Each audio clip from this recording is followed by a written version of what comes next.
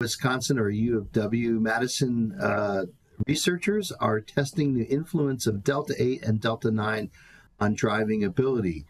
The researchers at the University of Wisconsin-Madison are gearing up to administer a set of levels of Delta 8 and Delta 9 to people in a pilot study and place them in a driving simulator. Their goal? To see how the drugs influence people behind the wheel. Heather Barkholtz is the study's lead researcher. She said since the 2018 Farm Bill legalized hemp production, Wisconsin businesses have cropped up to sell products that are derived from the cannabis plant. Delta 9 THC is responsible for the high feeling people get from marijuana, which is illegal in Wisconsin. But companies advertise tinctures and edibles with Delta 8 THC derived from the legal hemp plant or legal levels of Delta 9 THC that are under the legal limit. So driving around, you could see advertisements for Delta 8 THC and Delta 9 THC, said Barkholtz, who's an assistant professor at the School of Pharmacy at UW-Madison. And I became interested in what do we know about them? When I looked at the literature, I found out the answer was not much. Along with a team of UW-Madison researchers, Barkholtz set out to study how Delta 8 THC, which can be derived from hemp, compares to Delta 9 THC, which is found in marijuana, in a driving simulator. Because we want our roadways to be safe as possible, Barkholtz said. The products bought in Wisconsin or elsewhere don't always list if the drugs can impair driving and how long people should wait before to drive after using them.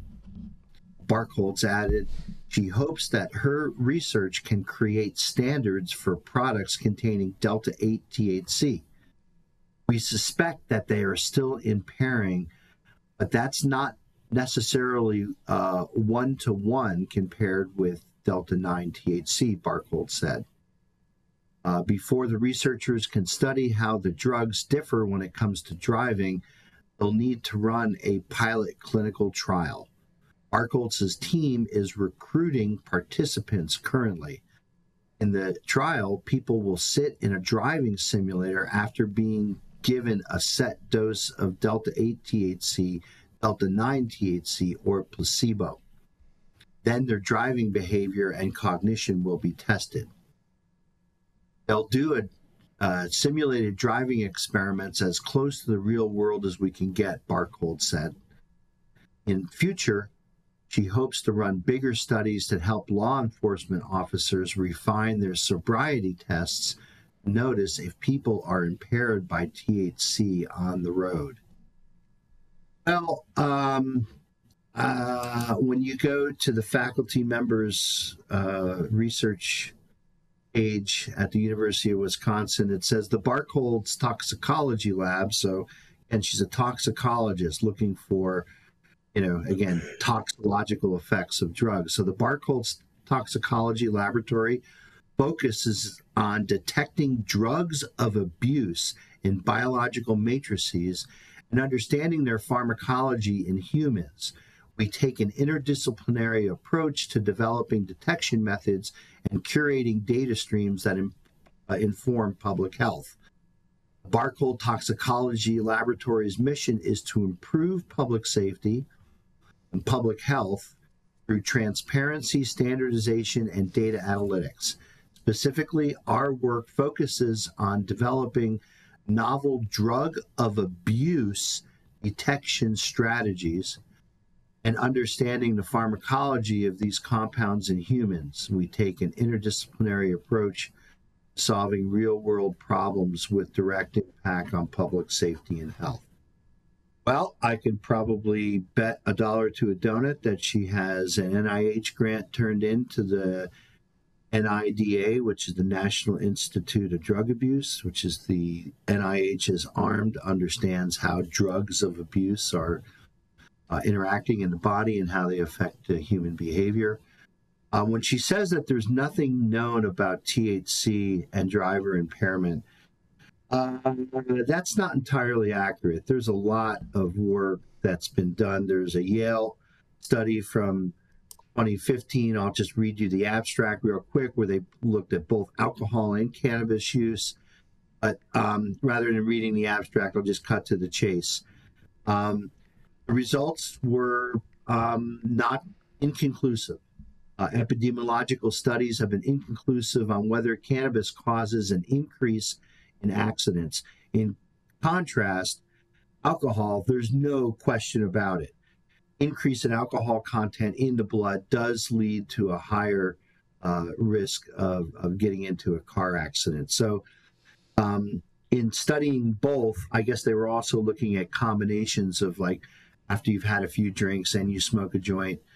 But I think the interesting aspect about this is because you can't necessarily equate like you can a blood alcohol content level to driving impairment. You can't necessarily do that with cannabis, because we know cannabis is metabolized in a very different way in the body and actually stored in fat. And we all know that you could smoke a joint today and get cannabis tested a couple days from today and still have some of the metabolites in your blood. So just doing a blood analysis doesn't really tell anything. I guess the significance of being able to begin to study this is to do what I think we all know anecdotally, which is that you could use cannabis and it not really impair your driving skills acutely like the way alcohol can.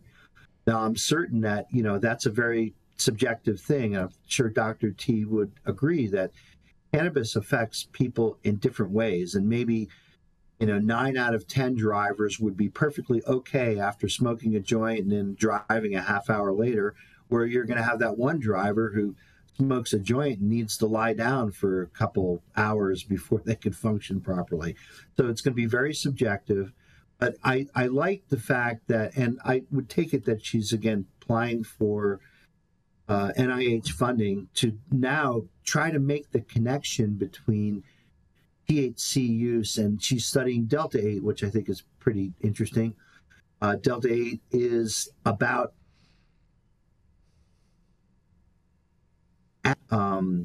effects of Delta 8 could be somewhat skewed because there's not a clean Delta 8 product out there. All Delta 8 that's made today is contaminated with other isomers. So I believe some of these other isomers artificially inflate the amount of Delta 8 that you'd see in a COA. So what might say 85% Delta 8 based on the peak area is actually only about 65 or 55. What the impact of some of those other compounds are. In fact, my collaboration with Professor Alan Hallett at Wake Forest, we're the first ones to look at iso Delta 8, which is one of the minor byproducts that's formed in the chemical conversion of CBD. And to just cut to the chase on that, we know that it does show some of the same biochemical hallmarks as phytocannabinoids like THC, but from our preliminary work, we're showing it's not acting on the CB1 receptor. So that's a different biological target to which it elicits its action, which is exciting scientifically, but maybe pretty alarming from the point of view that people are consuming products that contain some of these minor isomers, and we really don't have a full understanding on what their impact is on long-term health in humans. And so that's why I pretty much push back on trying to regulate Delta 8, because we just don't know what the consumption of these minor products that are in all Delta 8 products today means to humans. I think humans want to get high, so give them Delta 9. They don't need Delta 8 if they have access to good Delta 9. The other thing that I think is pretty cool is that having a driving simulator is really important, because you don't want to send people out on the road. You want to be able to study them. It'd be interesting, kind of like a flight simulator. This is basically what pilots use before they get into an aircraft. So it'd be interesting to see what the results are from this. I think can you lose your attentiveness when you're super high? Can you lose certain aspects of your driving skills when you're super high? I think you can. And so maybe across the board, in most cases, if someone just takes a long hit before they leave their house, they're probably going to be fine. But if you're super, super high, you may not want to get behind the wheel because, perception can, be altered, and certainly your reaction time can be altered. And you can get so into the Grateful Dead that you're listening to on the radio, you forget that there's a Mack truck that you just rammed into. So maybe, again, we take one step at a time. I think it's good that they're trying to connect driving impairment with THC use as opposed to, THC levels in the blood or the saliva or any other bodily fluids. But that's my perspective on this story on this wonderful Friday here from the campus of St. Michael's College in Colchester, Vermont. I'd be interested in what the other correspondents have to say on this story. Dr. Mark, I think it's very ironic that that this woman, she got the inspiration to do this study from a billboard, which is actually distracting her. Right.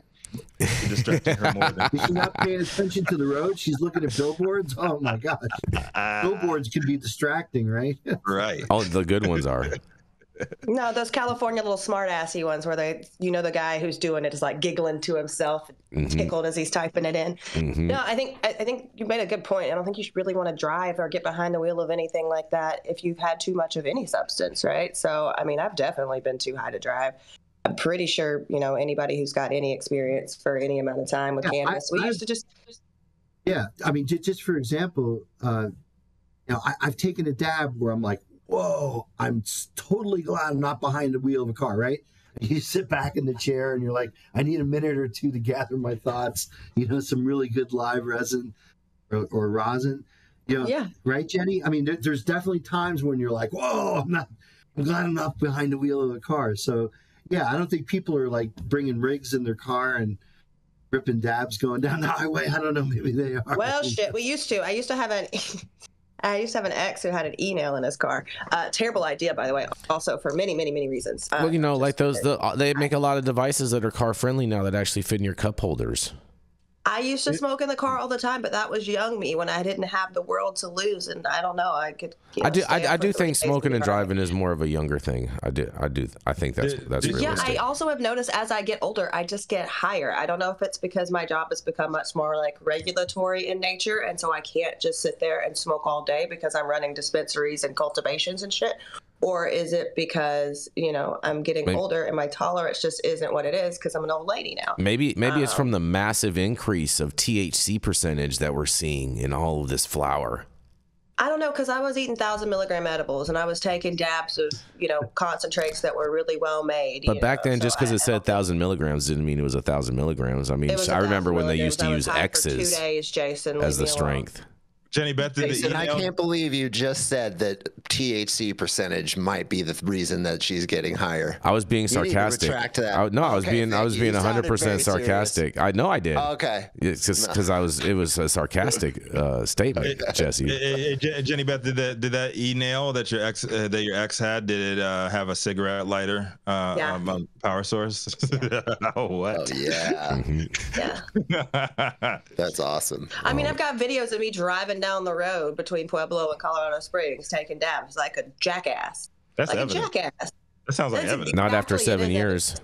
Not after 7 years, it's not. Yeah, we're past the statute of limitations. So now it's called history, Rico. No, it's called history. And Hawaii Sustainable, I'm not a fucking lightweight. I'll smoke you under the table, but I just don't want to be obnoxiously high anymore.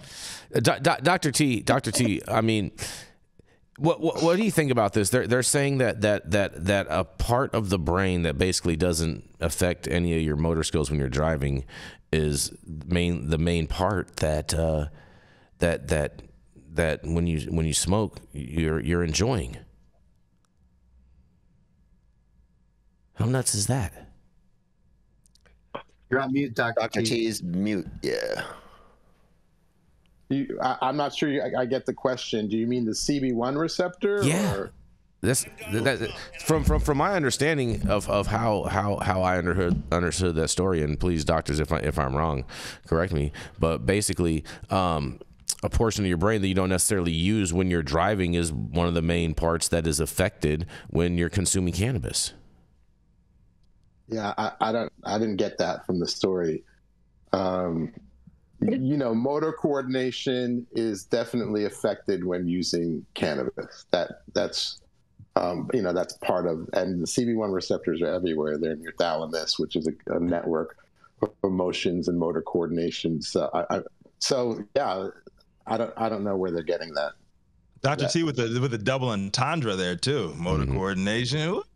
I see that. Ooh, I see what you did there. I have a question for the doctors that's kind of referencing this. Go for it.